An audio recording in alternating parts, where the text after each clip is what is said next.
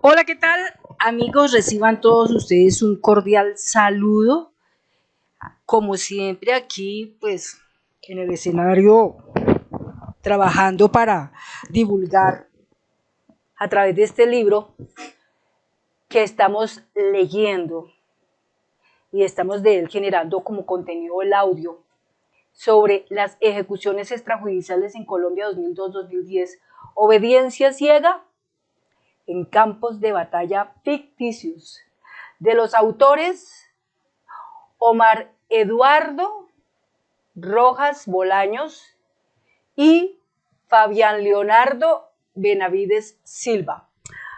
Vamos a entrar a mirar una parte de la página 91. Ya habíamos leído las primeras líneas de la página 91, pero en esta página 91 comienza un titular muy interesante que se llama Modalidades de las ejecuciones extrajudiciales. Vamos a enterarnos exactamente cómo era la manera de esta empresa criminal operar en su actuar, asesinando civiles no combatientes, personas normales de la calle, qué sé yo, pero que en ningún momento eran individuos terroristas, ni tampoco eran individuos insurgentes, ni tampoco eran individuos delincuentes, nada por el estilo. Simplemente personas que tristemente pasaron por ese camino y les tocó morir bajo las manos de estas personas, que realmente leyendo el libro, cada día que pasa uno se sorprende más de la cantidad de maldad que surgió en nuestra patria Colombia a partir de ese entonces, del 2002 hasta el 2010, y que por medio de estos hechos, poco a poco los colombianos nos hemos ido enterando, y que no habrá manera de buscar cómo toda esta gente se le pueda reparar, porque fueran pocos, listo, pero son millones, son muchas las personas que hoy por hoy se les debe reparar. Y lo más importante, que la historia no se vuelva a repetir, que todas estas cosas tan terribles que sucedieron en nuestro país Colombia nunca vuelvan a suceder, porque todo eso se denominan crímenes de lesa humanidad, de acuerdo como lo que contempla el Código de Roma. Es tremendo. Para los que leen esto, que escuchan este audio, que de pronto son personas del derecho, historiadores y personas que les gusta esta clase de lecturas, poco a poco vamos leyendo y nos vamos a ir enterando de cosas grotescas que sucedieron en estas épocas. Empecemos entonces a leer esta página 91. Dice así: no solamente la modalidad de ilusionar a los jóvenes con promesas de falsas actividades laborales se desarrolló para asesinarlos y hacerlos pasar como combatientes de grupos guerrilleros, paramilitares o bandas criminales. Las declaraciones de los oficiales comprometidos, además de las versiones de paramilitares, evidencian que por lo menos 8 modalidades de ejecuciones extrajudiciales se registraron durante la primera década del siglo XXI, 3 de ellas referenciadas por el coronel Robinson González del Río, entre paréntesis, Noticias RCN, 9 de junio del 2014. La primera, promesas de trabajos y mejoras laborales.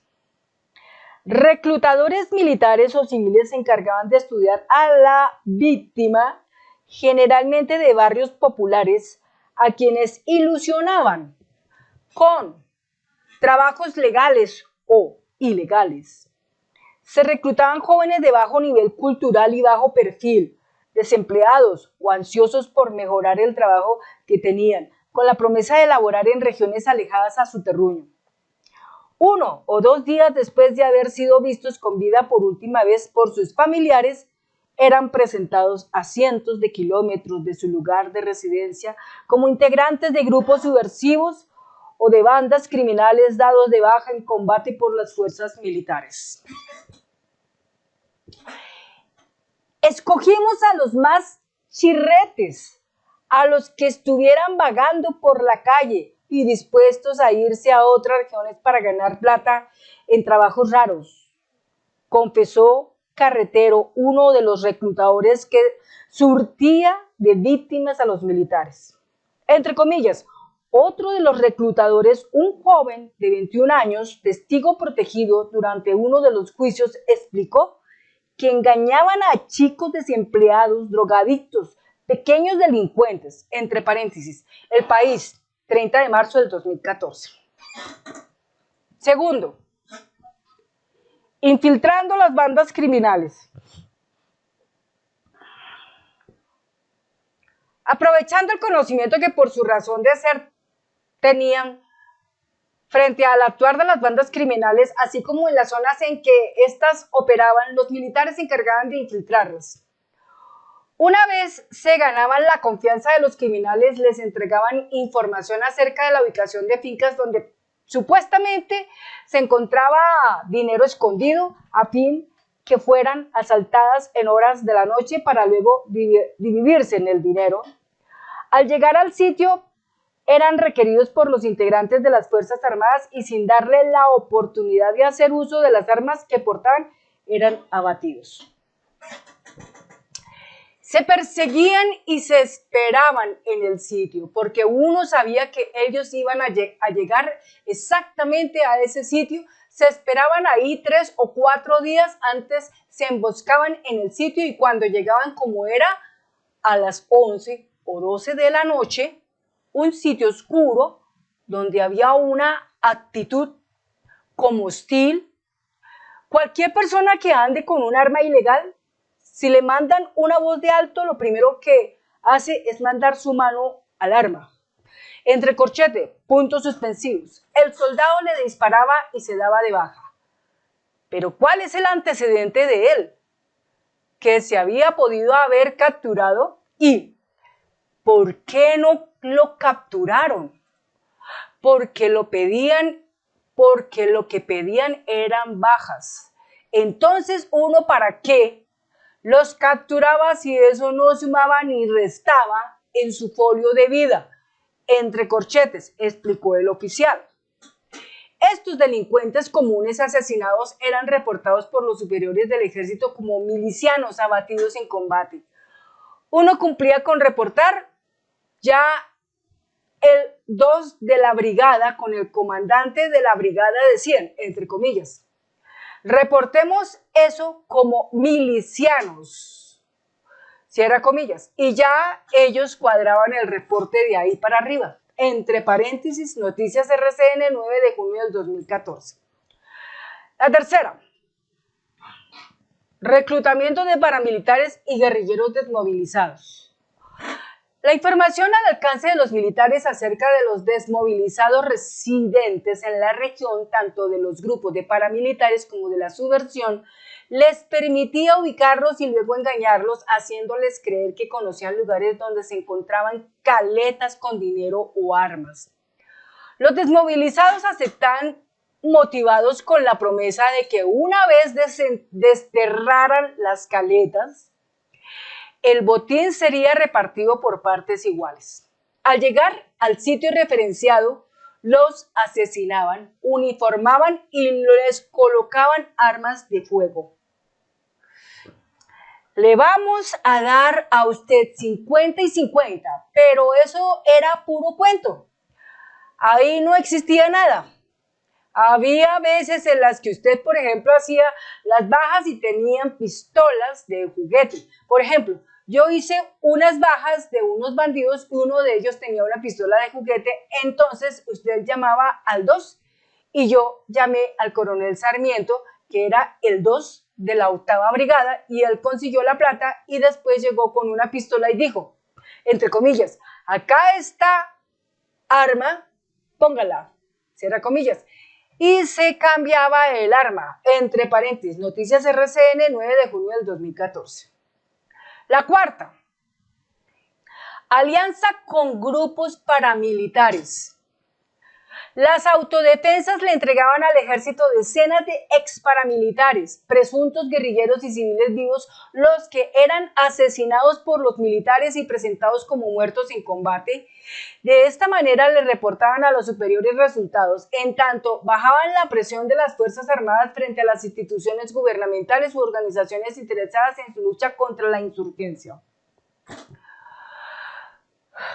Los militares le mostraban resultados a sus superiores, pero además podían bajar la presión sobre nosotros gracias a estos supuestos positivos, entre comillas, declaró alias, entre comillas, Chatarro, cierra comillas, jefe del frente Hernán Troncoso del bloque Centauros de las AUC, confirmando que, entre comillas, en 10 años que estuvo en los paras, solo hubo 3 combates reales contra el ejército. El resto de los enfrentamientos presentados a la prensa y al Comando Central de las Fuerzas Armadas fueron, entre comillas, falsos positivos. Entre paréntesis, verdad abierta, 4 de mayo del 2010. 5. Disciplinando grupos paramilitares. La alianza entre los militares y los comandantes de los grupos paramilitares le permitía al grupo ilegal entregar a los hombres que debían castigar, quienes eran asesinados por los militares y presentados como muertos en combate. Entre corchetes, 3 puntos suspensivos.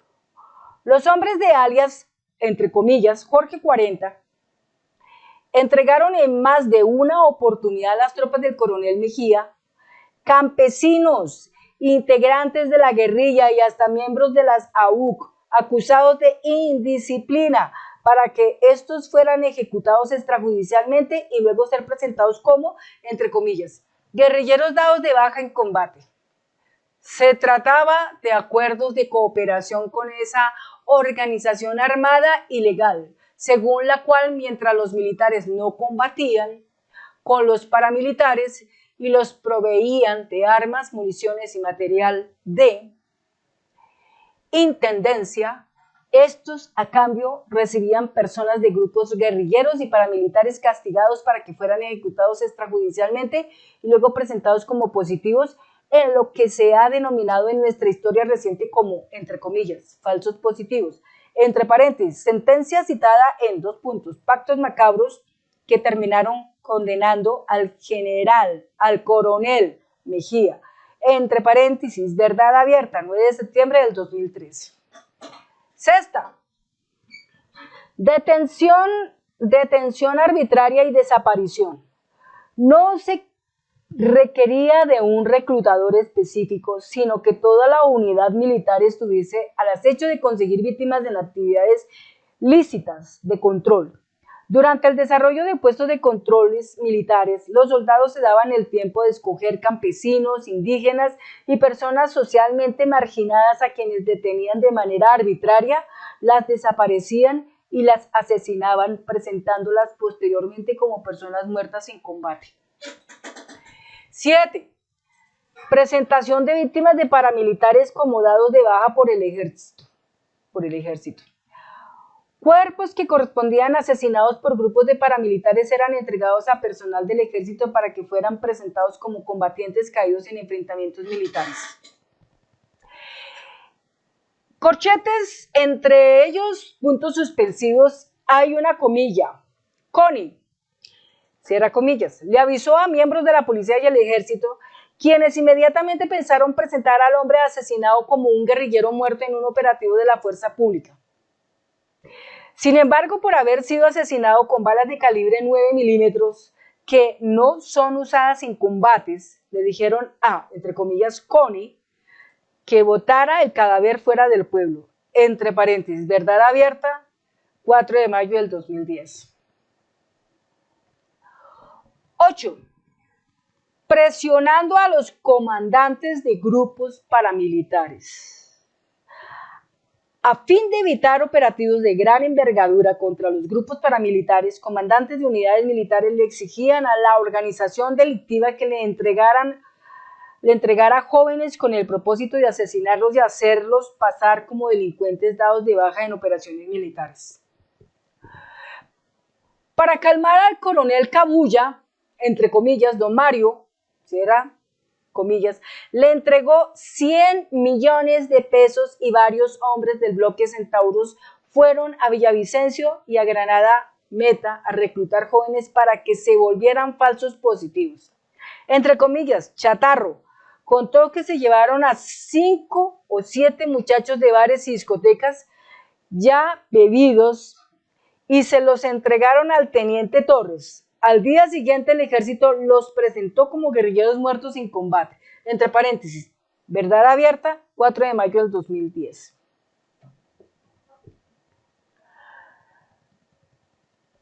Hay un titular que dice en la página 96, el holocausto que había podido evitarse. Pero bueno, vamos a dejar hasta ahí, hasta la página 96, hemos leído una parte, hemos leído los 8 casos que existen de las formas como mataban.